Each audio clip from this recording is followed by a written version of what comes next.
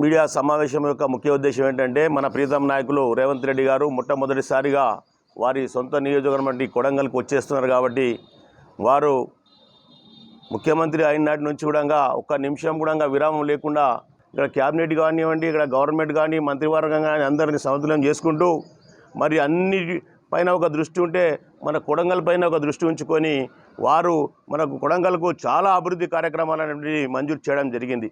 దానికి సంబంధించిన అనుమతి పత్రాలు కూడా రావడం జరిగింది. మన సోదరుడు అన్నట్టు దానికి టెండర్స్ కూడా కాలాఫర్ చేయడం కూడా జరిగింది.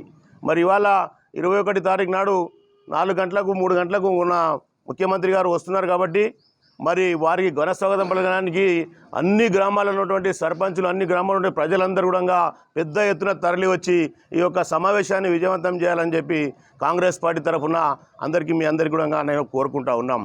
సోదరులారా, ఇవాళ ముఖ్యమంత్రి సమావేశానికి జిల్లాలో ఉన్నటువంటి అధికారులందరూ కూడా రావడం జరిగింది. మరి వారందరూ కూడా కార్యాచరణ చేస్తూ ఉన్నారు.